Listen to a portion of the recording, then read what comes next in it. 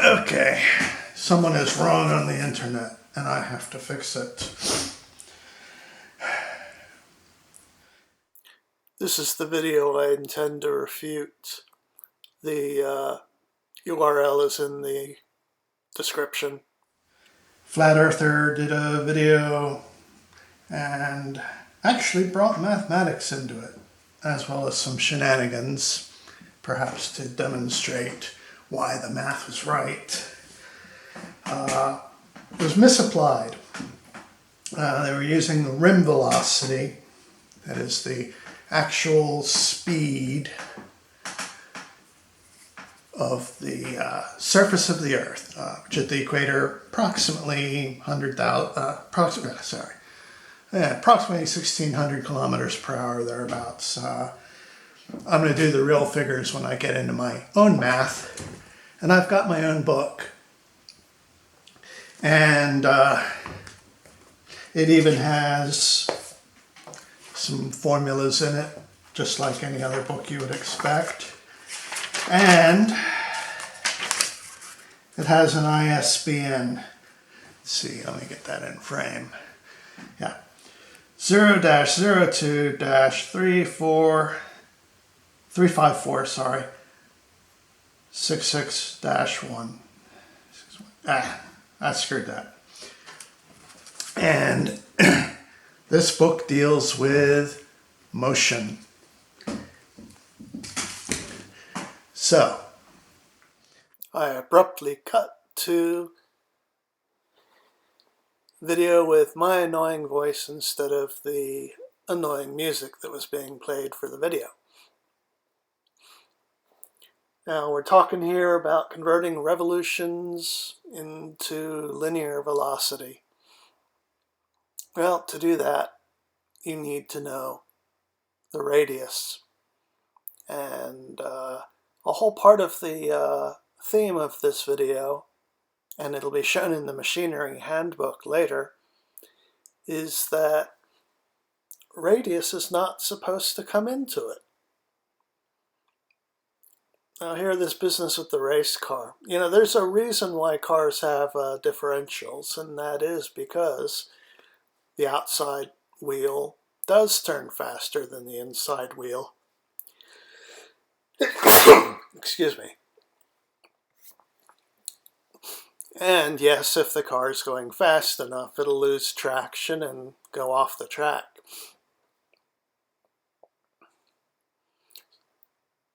Yeah. Damn. Okay, spinning objects, yeah.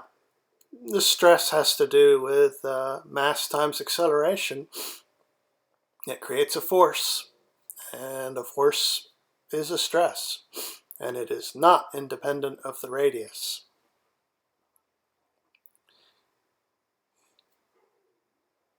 And, well, this proof I find unsatisfying, mainly because there's a lot of cherry picking that seems to be going on. Yeah, convert from RPM to miles per hour. Yeah, that's a straightforward formula for that. But guess what? It relies on the radius.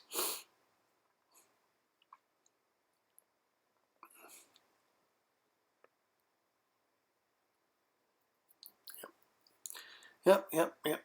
So far, so good here.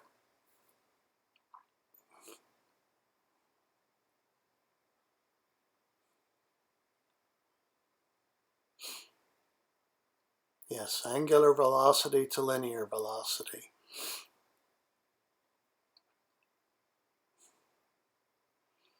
Except that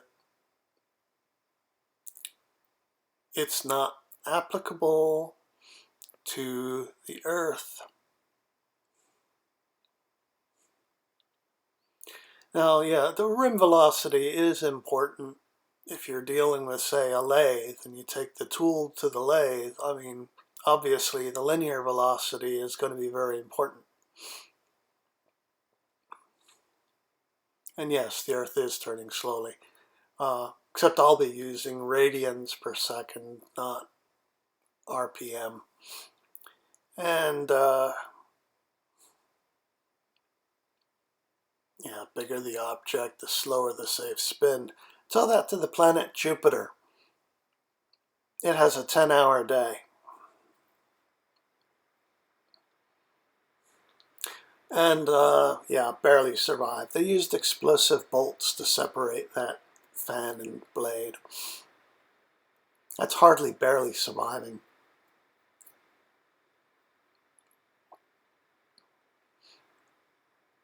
And those are some of the hijinks that I'm cutting out. And here's the Machinery's Handbook, 13th edition. No author. I don't know how to look this book up, because I'd be quite happy to get my hands on a copy and find out what these pages that are being quote mined come from. You'll notice R, mean radius of gyration at the rim.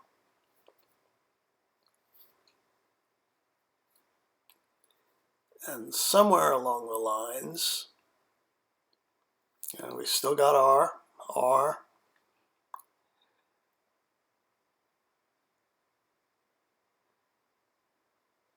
got R,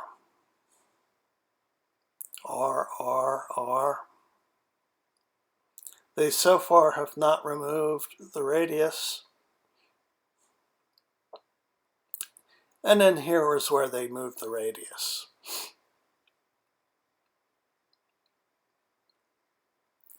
But it's actually still buried in there.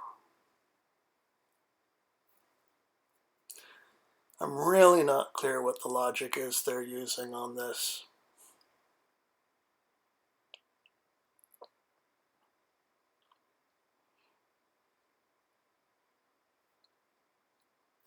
Oh well. Don't be fooled by those who say a flywheel does not equal a spinning ball. Oh, I'm not saying it doesn't. In fact, you'll get, in physics class, you'll notice that the moment of inertia formula for a sphere, although it's different from a disk, is essentially from adding up an infinite number of disks to make the sphere. So, yeah, that says it's true. Let's bring in a scale. It's a nice little scale. It weighs up to 300 grams. That's its capability. So fire it up. So, and this is a 300 gram mass. It's exactly 300 grams. Right on the nose. And the scale should agree with that. Go into calibration mode. Press cal again, or edit mode again. All right, now it wants a 300 gram mass. Let's put the 300 gram mass on. Pass.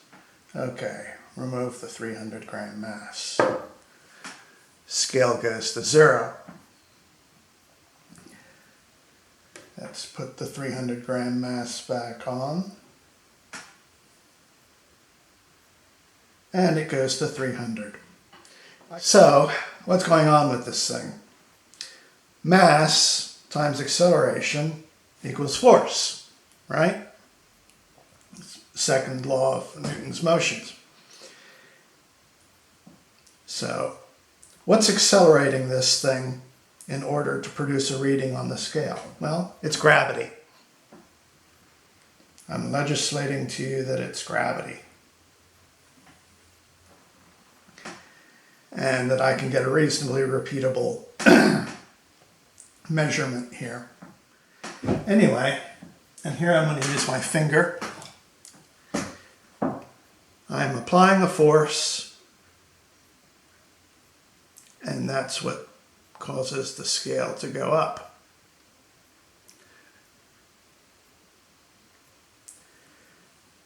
So it's measuring force. The reason it can convert to grams is because the electronics in the scale know what the acceleration of gravity is and do the mathematics to turn it back into grams, a mass unit.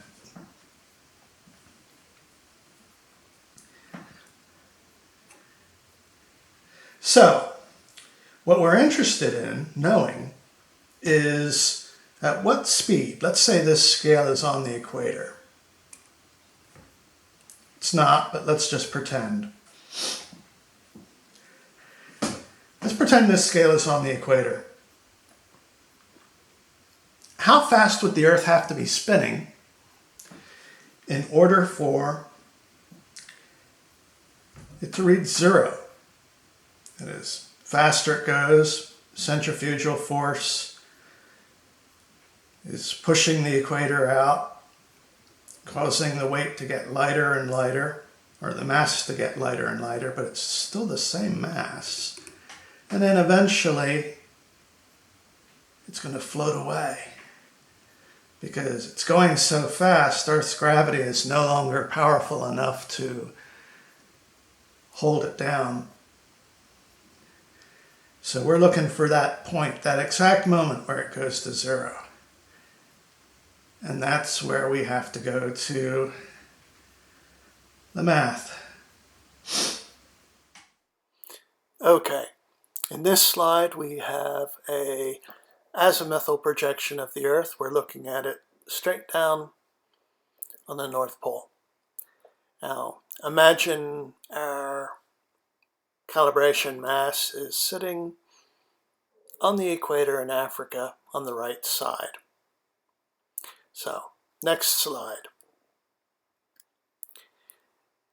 After 2 hours, the Earth has rotated 30 degrees. Now, if there was no gravity, the mass would follow the path along the line B. But because there is gravity, it follows the line B prime. And both of them are the same length because it's going the same linear velocity and the same amount of time passes.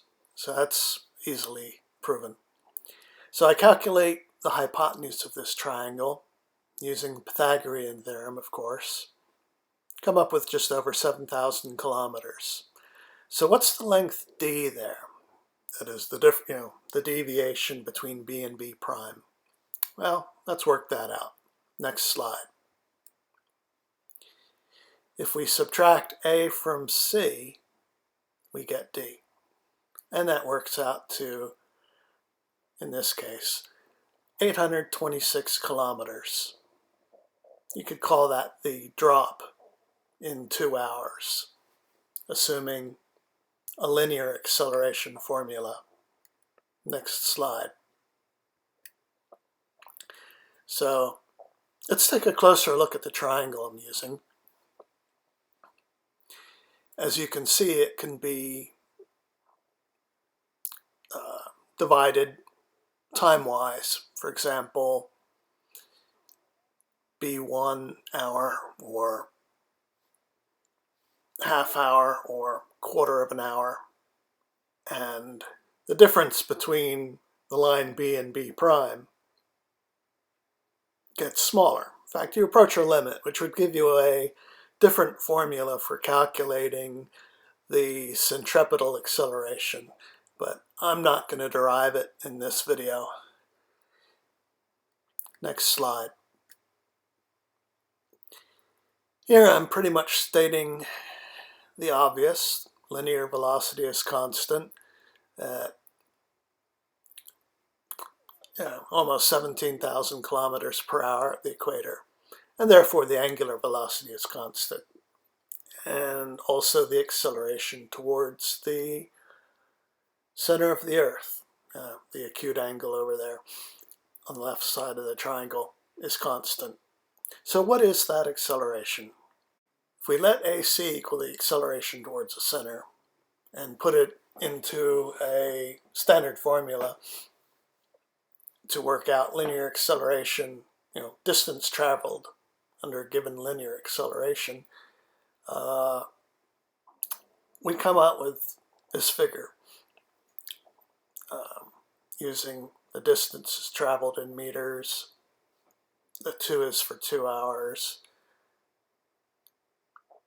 Or rather, well, it's because of the algebraic manipulation. Normally you'll see the formula as S equals 1/2 AT squared plus VT. Anyway, so that's acceleration in a straight line. And as you can see, we've gotten a number that's actually, well smaller than gravity. Now, why is it smaller than gravity? Well, that's very simple. You can feel it when you're standing up. The weight on your feet. The ground is pushing up on you. That is, you're not falling towards the center of the earth because the ground is pushing you back. And so that's the acceleration to follow that curved path. Actually, that number is a little bit wrong because I did not do the limit formula. Next slide. So here we show that the acceleration was far less than gravity at the equator.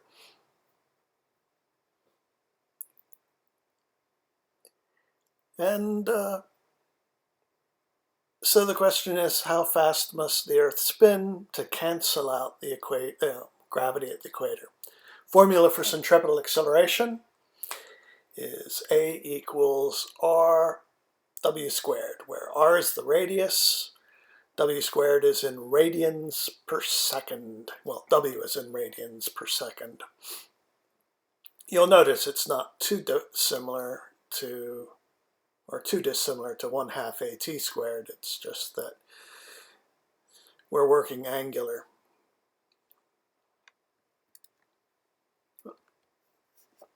So let's run through the math. Next slide here. We've got the gravity acceleration, 9.789 meters per second squared, gravity at the equator. The diameter of the Earth at the equator, approximately 6,378,000 meters. And the rotation in radians per second, which we have to solve for. So we take the acceleration over r, square root, and that gives us the rotation in radians per second that we would have to be turning. Doesn't look like a big number, does it? So let's work out what's the period of rotation. Let t equal period of rotation. The reason we use 2 pi over there is because there's 2 pi in a circle. That is 2 pi radians. So we do the math and it works out to a period of just over 5,000 seconds, or about an hour, 24 minutes, 41 seconds. Pay close attention to that time. The orbital period of the International Space Station is supposed to be a little over 90 minutes. And this number is a little less than 90 minutes. Orbiting, of course, the space station is supposed to be, 250 miles? I don't know what that is in kilometers. I don't know why they give it to us in miles anyway when they should be using kilometers. But at any rate, at this rotational velocity, the mass would now basically be floating. We would have to spin about 17 times faster than we're spinning now. Also notice we're still spinning slower than the minute hand around a clock. So, next slide. Our linear rotation would be nearly 8,000 meters per second, or a little over 28,000 kilometers per hour. You'll notice right away, I think, that that is about the speed of a low Earth orbiting satellite. Actually, they go a tad slower than that because they're further up. There's less centripetal force required because you lose a tiny bit of gravity as you move away from the distance, center of the Earth, sorry. So anyway, just for fun and a math check, let's calculate the centripetal acceleration at the equator at the current angular, the actual angular velocity. And you'll notice we come to 0.033915 meters per second squared. Slightly different than the figure we calculated before, but that's because the formula we used before was not really quite the right one to use. This is the one to use. So anyway, apart from any possible math errors on my part, little g, well, actually, nothing to do with it. This is a badly worded slide, sorry. Little g gravity varies around the world due to various factors that have nothing whatsoever to do with any errors I may have made with my math.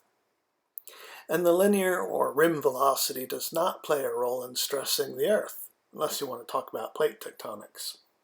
Because really what's holding the Earth together is just gravity. It doesn't have the tensile strength of a steel flywheel, which would be able to be spun up much faster without flying apart than the Earth could be. So, that's that.